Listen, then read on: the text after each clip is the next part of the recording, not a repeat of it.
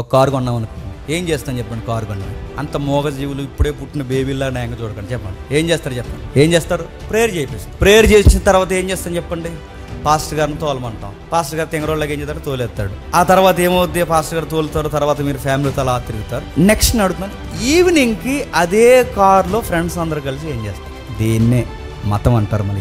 మరలా ఇంకొక ఉదాహరణ చెప్తాను వినండి.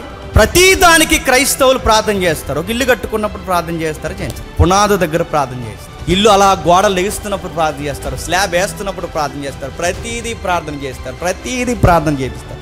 అన్ని ప్రార్థనలు చేపిస్తారు. అన్యులైతే ఇల్లు కట్టుకున్న తర్వాత లోపలికి ఒక దాన్ని తెచ్చి ప్రతి గదిలో తిప్పుతారు. దాని పేరేడు ఆ గదిలోకి తిప్పుతారు, ఈ గదిలోకి తిప్పుతారు. మొన్న ఏకంగా ఒక ఆవుని సెకండ్ ఫ్లోర్ ఎక్కించేస్తారు. మెట్ల మీద దాన్ని పైకి ఎక్కిస్తారు, దాన్ని పైన తిప్పేస్తారు. ఇంకొక వీడియో చూస్తారు, లేదో మరొక వీడియో ఆవు పిల్లల్ని తీసుకొచ్చారు, దాన్ని ఉయ్యాలు ఊపుతున్నారు. అలా అది దిగిపోతాడు, దాన్ని ఎలా ఊపుతున్నారు. చూసారు మీరు? నేను అడుగుతున్నాను, సేమ్ ప్రాక్టీస్ మన క్రిస్టియానిటీలో ఉందా లేదు చెప్పండి. ప్రతి గదిలో అక్కడ ఆవుని తిప్పుతారు. చెప్పండి చెప్పండి. ఇక్కడ పాస్టర్ గారిని తిప్పుతారు.